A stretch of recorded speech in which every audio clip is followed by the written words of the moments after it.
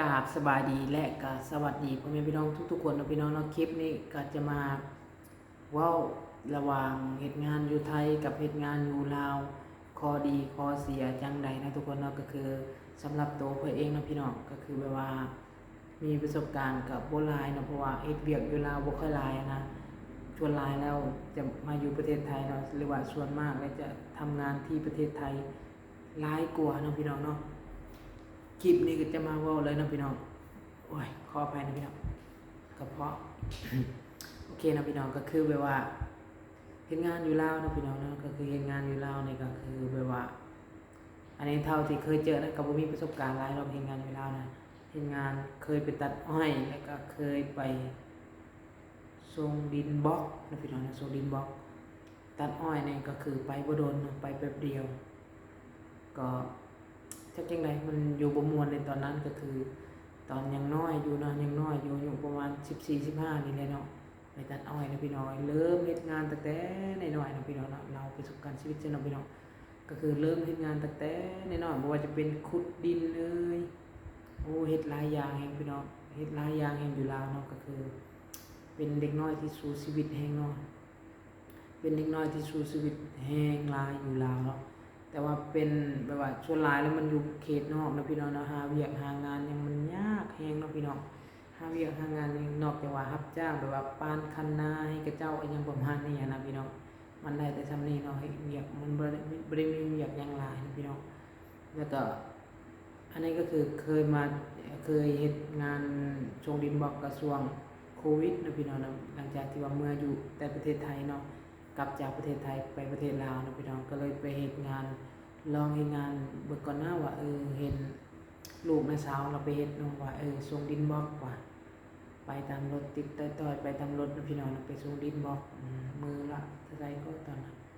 น่าจะ50,000นี่บ่เนาะประมาณ50,000กีบนี่นะพี่น้อง50,000กีบตอนนั้นก็ประมาณ100บาทนะพี่น้องเนาะก็ไป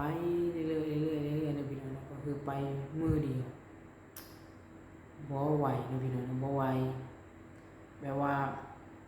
เฮ็ดงานบ่ค่อยเป็นเวลาเนาะสมมุติเฮามา 7:00 นก็เข้างานไปเลยมาส่ำใดมา 8:00 นก็เข้างาน 8:00 นมา 7:00 นก็เข้างาน 7:00 นแบบเสียนะพี่น้องและพักเที่ยงก็บ่เป็นเวลาอีกเนาะกินข้าวแล้วเฮ็ดงานเลยอย่างประมาณนี้นะพี่น้องสมมุติกินข้าวแล้ว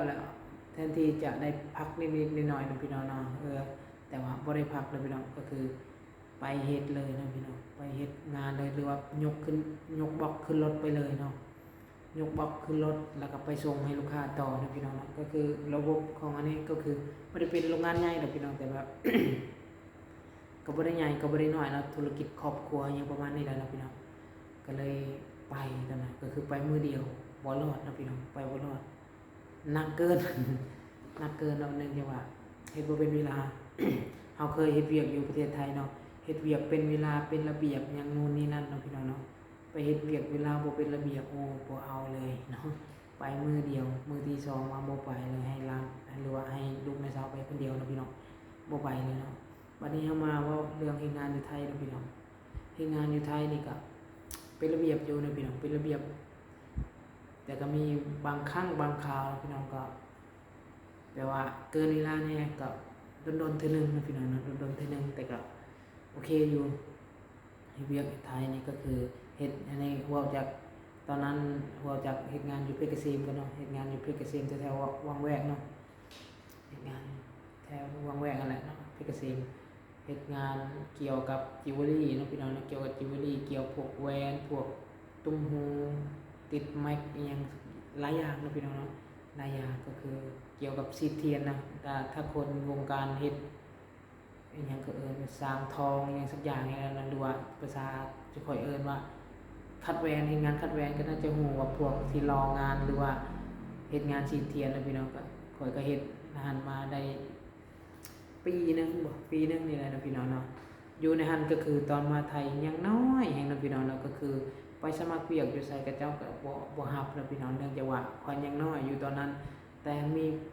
อยู่ในหันเนาะพี่น้องมีพี่คนนั้นเนาะหรือว่านายจ้างคนนั้นหรือว่าเฮียคนนั้นเนาะพี่น้องเนาะลาวใจดีแฮงเนาะพี่น้องลาวบอกว่าลาวสงสารข้อยเนาะพี่น้องลาวสงสารข้อยแล้วก็รับข้อยนี่ไป ไปเป็นลูกน้องนะพี่น้องเนาะตอนนั้นเงินเดือนก็ 3,000 บาทนะพี่น้องเนาะแต่สมัยน่าจะปี57-58นี่ประมาณนี้เลยเนาะเพิ่นให้เงินเดือน 3,000เนาะก็เฮ็ดงานเนาะประหยัดอดออมรอมริบเนาะขนาดเฮ็ดเงินเดือน 3,000ยังมีเงินฝากให้แม่เลยพี่น้องยังมีเงินฝากให้แม่คิดเบิ่งความว่าประหยัดความว่าเก็บออมรอมริบนะพี่น้องฝากให้แม่แล้วก็ตอนนั้นเรา 2-3 เดือนกับฝากเทื่อนึงบางทีก็ยังฝากให้บางทีก็ฝาก 9,000 บางทีก็ฝาก 5,000นะพี่น้องแต่ว่ายังได้ฝากนะพี่น้องนั้นยังได้ฝากตลอดก็เลยเฮ็ดมาอยู่โดนเติบเพิ่นก็เอาขึ้นให้เป็น 5,000นะพี่น้อง 5,000แล้วเฮาบ่อยู่แล้วว่าสิย้ายงานไปอยู่เมืองอื่นเพิ่นก็บ่อยากให้ไปนะพี่น้องเพิ่นก็บ่อยากให้ไปเพราะเพิ่นนี่ฮักข้อยคือลูกคือหลานของเพิ่นคือลูกของเพิ่นเพราะว่าเพิ่นบ่มีลูกอยู่แล้วเนาะก็คือเพิ่นฮักแพงโหดหลายนะพี่น้องแต่ว่าในตอนนั้นก็คือเฮายังเป็นเด็กน้อยนะพี่น้องแล้วก็โดนหมู่ไว้ว่าโดนหมู่ร่วมงานกันแกล้งอย่างประมาณนี้แต่ก็เขาก็คงจะหยอกเฮาโดยที่เฮาก็เป็นเด็กน้อยเฮาก็บ่ได้ฮู้หยังเนาะพี่น้องแล้วก็คือตอนนั้นก็ยอมรับว่าตัวเองยังเป็นเด็กน้อยก็เลยแบบว่าโดนแกล้งโดนนั่นโดนจับตูดโดนแบบว่าตีตูดอย่างประมาณนี้นะพี่น้องก็เลยแบบว่าโอ้ยทนบ่ได้เนาะพี่น้องทนบ่ได้เป็นอันนี้เป็นบางคนนะพี่น้องนะเป็นคนอีสานนะพี่น้องนะคนขอนแก่นแล้วก็คนชัยภูมิคนนึงนะพี่น้องคนอ้วนๆมักจับก้นแล้วก็มักตีตูดนะเวลาเฮายืนเฮ็ดงานนะพี่น้องแล้วก็งอกนะพี่น้องนะอันนั้นก็บ่ได้เป็นสาเหตุดอกนะพี่น้องสาเหตุก็อยากออกแน่นะพี่น้องอยากหางานใหม่เฮ็ดเนาะบัดนี้ก็มาอยู่บ่นี้นะพี่น้องมาอยู่บ่นี้ก็คือมาอยู่ตอนนั้นมาอยู่ใหม่ๆก็คิดว่าโอ้อยู่บ่ได้ดอกอยู่บ่ได้เนื่องจากว่ามันเป็นบ้านนอกนะพี่น้องนะมันเป็นเมื่อก่อนโอ้แถวนี้แถวคนมาอยู่นี่ยังบ่พัฒนาปานใดเลยนะพี่น้องแต่มาอยู่ไปเรื่อยๆ 4-5 ปีวันนี้ช่วงหลังๆนี่เนาะว่าตัวเขาเจ้าพัฒนาไวขนาดนะพี่น้องเนาะแป๊บเดียวมีตึกมีตึกมีห้านกระโปรงห้านกาแฟห้านกระโคงห้านกับข้าวร้านหมูกระทะเต็มแถวข้างทางนี่เนาะแต่ก่อนมาแต่ก่อนมีแต่ป่ามีแต่ต้นกฐินเนาะแล้วก็ป่าหญ้าเนาะน้องเก่าๆเขาหกป้าสวนมะขามมะขามเทศเนาะปัจจุบันในป่ากลายเป็นตึกบ้านเช่ากลายเป็นห้านอาหารกลายเป็นห้านค้าเนาะห้านค้าเมื่อก่อนมีแค่ห้านเดียวเนาะเราคือสิรวยแฮงพอเฮือนเราใหญ่ที่สุดในเขตใน2 สันเนาะปัจจุบันนี้ก็คือเจริญขึ้นแล้วเนาะเราเป็นห้านธรรมดาแล้วก็มีคู่แข่งอีกหลายห้านเนาะ 4-5 ห้านปัจจุบันนี่ก็คือพัฒนาไว้แฮงเนาะพี่น้องเนาะพัฒนาไว้แฮงมาว่าอยู่เฮ็ดงานอยู่ประเทศไทยเนาะพี่น้องก็คือแบบว่าเฮ็ดหลายอย่างแฮงอยู่โรงงานนี่เนาะเฮ็ดเกี่ยวกับวัตถุมงคลนะพี่น้องบ่ว่าจะเป็นพระบ่ว่าจะเป็นหลายอย่างกำไรพระอะไรอย่างเนาะเครื่องวัตถุมงคลเนาะครับเฮ็ดทุกอย่างเลยอยู่โรงงานนี่เนาะก็คือเฮ็ดได้หมดนะพี่น้องเนาะเป็นอุตสาหกรรมอย่างรุ่งเรืองอย่างประมาณนี้เลยเนาะพี่น้องเฮ็ดอยู่โรงงานนี้เมื่อก่อนก็งานนี่หลายเนาะพี่น้องเนาะงานนี่เฮ็ดแทบจะบ่ได้พักบ่ได้ผ่อนเลยเนาะพี่น้องเนาะแทบจะบ่ได้พักบ่ได้ผ่อนงานมาเทื่อละ3-4 หมื่น 2-3 หมื่นเป็นแสนก็มีเนาะพี่น้องพระเนี่ยนะเป็นแสนองค์ 2-3 แสนองค์เนาะเฮ็ดเนี่ยบ่หลายแฮงแต่ว่าปัจจุบันนี่เริ่มตั้งแต่โควิดเนาะพี่น้องหยุดสงัดเลยเนาะสงัดเงียบกริบเลยงานแทบจะบ่เข้าเลยเนาะพี่น้องแต่ก่อนนี่ก็ตึงงานนี่เนาะจนขี้คร้านเฮ็ดจนเมื่อยเนาะพี่น้องเฮ็ดบ่ได้พักบ่ได้ผ่อนนะพี่น้องเฮ็ดคู่มื้อ 4-5 ทุ่มคู่มื้อนะพี่น้อง 4-5 ทุ่มก็เฮ็ดจากทุ่มนึงไปฮอด5 ทุ่มก็150 บาทนะพี่น้องแต่ถ้าได้หลายก็คือสิรวยไวอยู่นะพี่น้องแต่ก็ได้บ่หลายปานใดนะพี่น้องแต่ก็เฮ็ดไปเนาะเฮ็ดจะได้เฮามาสู้ได้เฮาสิบ่สู้ก็บ่ได้นะพี่น้องเนาะประมาณนี้เนาะก็คือเฮ็ดเนาะพี่น้องปัจจุบันนี้บ่มีงานก็ไปสวนแต่ว่าช่วงเดือนนี้นะเดือนพฤษภาคมนี่เนาะหมดทั้งเดือนพฤษภาคมนี่เฮ็ดตลอดเลยพี่น้องเฮ็ดตั้งแต่8 โมงเช้าจนฮอด5 ทุ่มอย่างประมาณนี้รวมทั้งเฮ็ดปกติรวมทั้งอย่างนะพี่น้องเฮ็ดแบบนั้นคู่มือจนว่าเดือนพฤษภาจนหมดนะพี่น้องในเริ่มเดือนนี้ยังแหละ